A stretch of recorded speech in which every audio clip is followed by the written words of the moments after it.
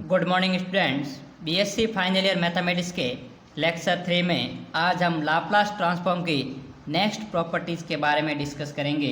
Previous lecture में हमने Laplace transform की दो प्रॉपर्टीज़ के बारे में डिस्कस किया था, जिसमें first and second shifting property के बारे में अपन ने जाना था। अब यहाँ पर आज अपन डिस्कस करेंगे पहले लीनियरिटी प्रॉपर्टी और फिर आपके पास में उसके बाद में change of scale property, division bye T property और डेरिवेटिव ऑफ लाप्लास ट्रांसफॉर्म।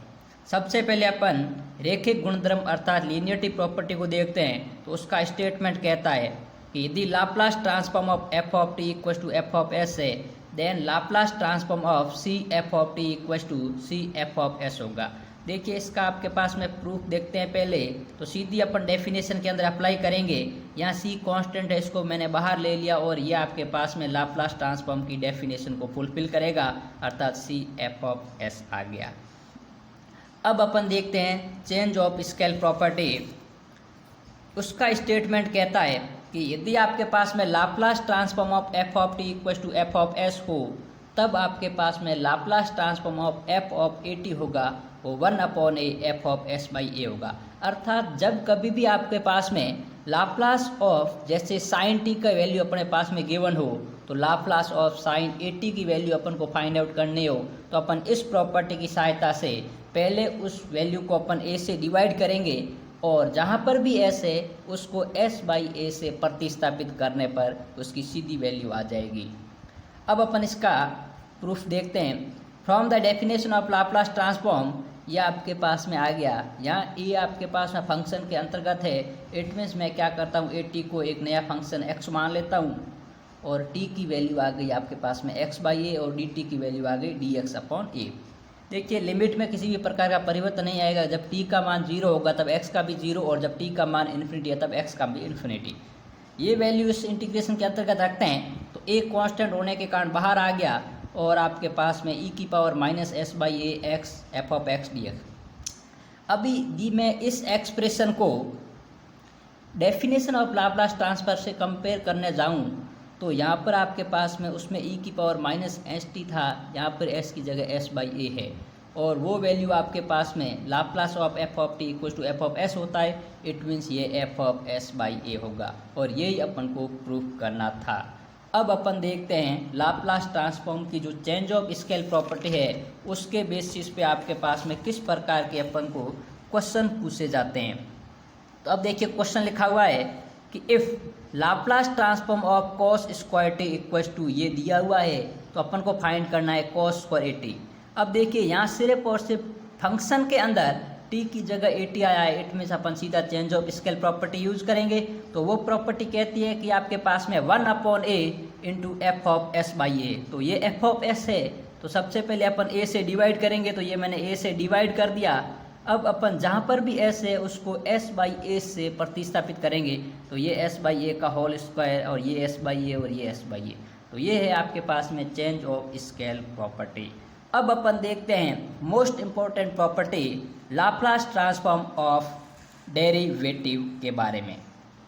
अब देखिए ये जो प्रॉपर्टी है ये कई बार सीधी नाम से भी पूछी जाती है कि state and prove Laplace transform of derivative, और कई बार इसका ये जो मैंने कथन लिखा है ये आपके पास में कथन पूरा गिवन होगा। अब इसमें से आपके पास में डेरिवेटिव में फर्स्ट डेरिवेटिव पूछ सकते हैं, सेकेंड भी पूछ सकते हैं और आपके पास में nth तक कंटिन्यू डेरिवेटिव भी पूछ सकते हैं।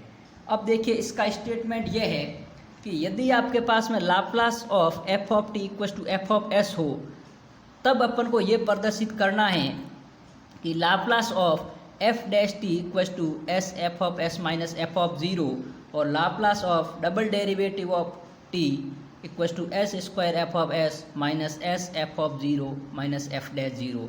इसी प्रकार ट्रिपल और ये फोर। यहाँ पर ये बता दूँ कि ये जो कैपिटल एफ ऑफ ज़ीरो है, जो भी फंक्शन है उसमें टी की वैल्यू यदि अपन 0 सब्स्टिट्यूट करने पर आएगी और इसमें एक बार अपन उसको डिफ्रेंशिएट करेंगे, फिर टी का मान 0 पुट करेंगे, तब ये वैल्यू आपके पास में आएगी। अब अपन इसका प्रूफ देखते हैं। सबसे पहले अपन को ये गिवन है कि Laplace transform of F of T equal to F of S, जो कि डेफिनेशन से ये होता है। अब अपन फर्स्ट डेरिवेटिव लेते हैं Laplace transform of f dash T. From the definition ये आपके पास में आ गया। अब यह दो फंक्शन आ गए तो अब अपन इसको आइलेट अर्थात first and second function consider करते हुए इसको इंटीग्रेशन को सॉल्व करेंगे। तो यहाँ पर मैंने एफ डैश टी को सेकंड फंक्शन माना है और ई की पावर माइनस एस टी को फर्स्ट फंक्शन। तो आपके पास में first function as it is integration of second function मतलब एफ डैश टी का इंटीग्रेशन अपन जानते हैं integration and differentiation are reciprocal, it means ये एफ ऑफ टी हो गया minus differentiation of first function under integration, तो ये ई की पावर माइनस एस टी का इंटू माइनस एस आ गया और ये आपके पास में हो गया इंटीग्रेशन ऑफ सेकंड फंक्शन मतलब एफ डैश टी का इंटीग्रेशन एफ ऑफ टी। अब देखिए इसमें यदि मैं लिमिट पुट करता हूँ तो अपर लिमिट रखने पर आपके पास में ई की पावर माइनस इन्फिनिटी जीरो होता है तो ये वैल्यू जीरो, और लोअर लिमिट पुट करने पर ये आपके पास में ई की पावर जीरो वन और ये एफ ऑफ जीरो, प्लस ये माइनस और माइनस आपके पास प्लस हो गया और इंटीग्रेशन ऑफ जीरो से इन्फिनिटी ई की power minus S T F of T D T. अब इसको अपन वापस ध्यान से देखें तो ये आपके पास में लाप्लास ट्रांसफॉर्म की डेफिनेशन को फुलफिल करती है, अर्थात ये एफ ऑफ एस की वैल्यू आ गई आपके पास में। तो ये वैल्यू आ गई आपके पास में Laplace transform of first derivative S f of s minus capital F of zero. अब देखिए आगे अपन सेकेंड डेरिवेटिव निकालते हैं एफ डबल डैश टी। तो फ्रॉम द डेफिनेशन ये आपके पास में आ गया। इसी प्रकार सेम कंसीडर करते हुए इसको अपन सेकंड फंक्शन मानेंगे, इसको फर्स्ट फंक्शन। तो ये आपके पास है first function as it is integration of second minus differentiation of first integration of second. तो इसके अंतर्गत आपके पास में देखिए ये वैल्यू यहाँ पर ई की पावर माइनस इन्फिनिटी जीरो हो गया और ये लोअर लिमिट आपके पास में ये वैल्यू दे देगा, और यहाँ पर भी आपके पास में ये वैल्यू एक बार इंटीग्रेशन करेंगे तो एक डेरिवेटिव आपके पास में कैंसिल उठ जाएगा और एक डेरिवेटिव बचेगा। अब यदि अपन इस फॉर्मूले को ध्यान से देखते हैं तो अपन को ये पता चलता है कि ये Laplace transform of first derivative of F of t अर्थात Laplace of f dash T को रिप्रेजेंट कर रहा है, और उसकी वैल्यू अपन ने अभी इक्वेशन नंबर 2 से अपन रखेंगे S f of s minus f of zero. यदि आपके पास में सीधा अपन को एग्जाम में ये पूछे तो ये निकालने की पहले जरूरत नहीं है, यहाँ पर भी अपन इसको इंटीग्रेशन अगेन करेंगे, इसको सेकंड फंक्शन मान के इसको फर्स्ट फंक्शन, तो यही आपके पास में वैल्यू आएगी। तो ये वैल्यू यहाँ सब्स्टिट्यूट करने पर आपके पास में ये expression double derivative of T of function का आ गया। इसी प्रकार अपन ट्रिपल निकालेंगे तो यहाँ एफ ट्रिपल डैश टी आ जाएगा, सेम इसको सेकंड फंक्शन और इसको फर्स्ट फंक्शन कंसीडर करेंगे तो यहाँ आपके पास में डबल डैश जीरो आ जाएगा, और फिर आपके पास में यहाँ एफ डबल डैश टी आएगा और एफ डबल डैश टी की वैल्यू अपन ये इसमें पुट कर देंगे तो आपके पास में थर्ड डेरिवेटिव आ जाएगा। सिमिलरली अपन देखते हैं कि जब मैंने फर्स्ट डेरिवेटिव निकाला तब यहाँ एस की पावर 1 थी और एफ ऑफ जीरो था, डबल डेरिवेटिव निकाला तो S square f of s minus S of zero और ये डेरिवेटिव। इसी प्रकार मैं nth डेरिवेटिव निकालूंगा तो ये आपके पास में s की power n F of S एक पावर डिक्रीज कर दी मतलब s की power n minus one F of zero और s की power n minus two F dash zero. अब यहाँ ध्यान देते हैं कि जब आपके पास में डबल डेरिवेटिव तब एफ डैश जीरो है मतलब एक पावर कम में, और जब यहाँ आपके पास में सिंगल डेरिवेटिव है तब भी आपके पास में एफ ऑफ जीरो मतलब एक पावर कम है। इट मीन्स अपन यहाँ n है, इट मीन्स यहाँ F of n minus one zero आएगा। ये था आपके पास में Laplace transform of derivative property, जो कि आपके पास में मोस्ट इम्पोर्टेंट है। या तो एग्जाम में ये प्रॉपर्टी पूछी जाती है, नहीं तो इसके ऊपर न्यूमेरिकल क्वेश्चन पूछा जाएगा जो अपन आगे डिस्कस कर रहे हैं। अब क्वेश्चन लिखा हुआ है if Laplace transform of 2 times square root of T upon pi equals to 1 upon square root of S, तो अपन को प्रदर्शित करना है कि Laplace transform of 1 upon square root of pi T equals to square root of S होता है।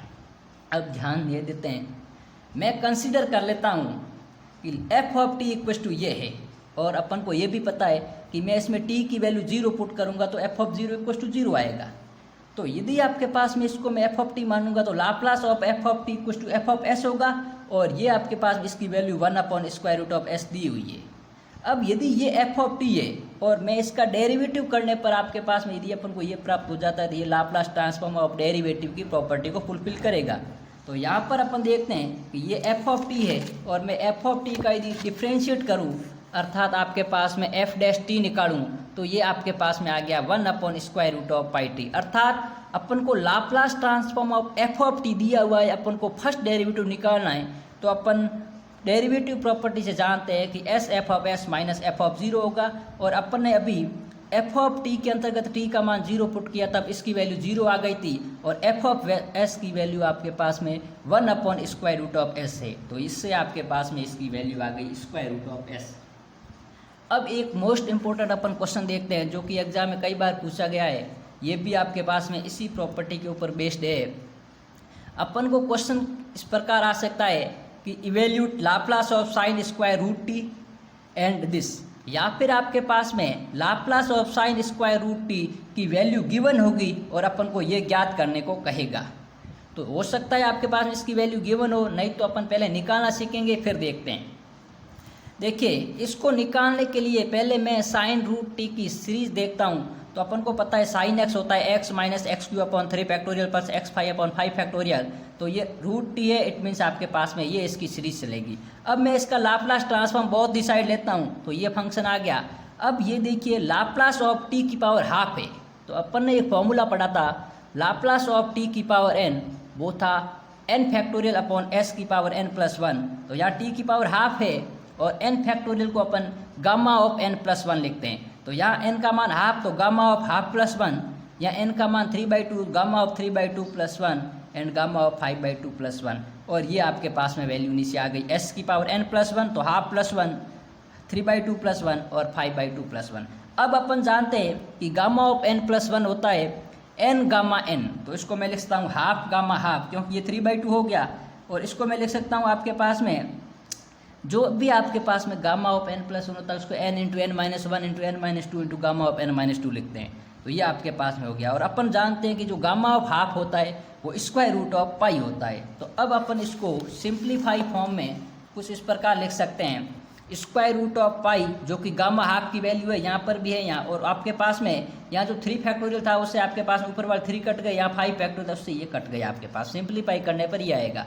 अब मैं क्या करता हूँ, ये वैल्यू आपके पास में सब में प्रेजेंट है, इट मीन्स मैंने इसमें से कॉमन निकाल लिया, तो यहाँ आ गया 1 - 1/4s, और ये इसको मैं इसको 2² लिख सकता हूँ, और ये अपन 1/2 फैक्टोरियल और 2² का होल स्क्वायर हो गया।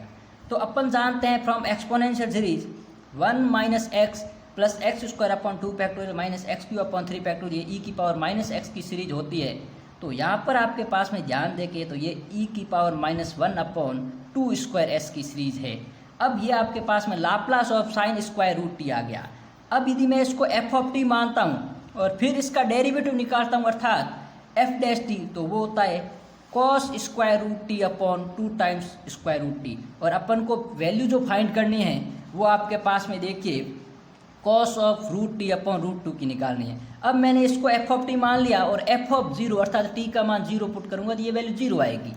अब देखिए Laplace transform of f dash T, derivative properties है s f of s minus f of 0 होता है, तो यहाँ Laplace of cos square root of T upon 2 times square root of T, ये f डैश टी है, it means ये s f of s, ये f of s की value आपके पास में अपन ने अभी निकाली, ये Laplace transform of f of T, और माइनस f ऑफ 0 आपके पास 0, तो ये वैल्यू दे देगा। इधर आपके पास में 2 कांस्टेंट है, इट मीन्स अपन इसको बाहर ले लेंगे लीनियरिटी प्रॉपर्टी से, और यहाँ से ये 2 से 2 कैंसिल आउट हो गया, इट मीन्स ये आपके पास में वैल्यू दे देगा।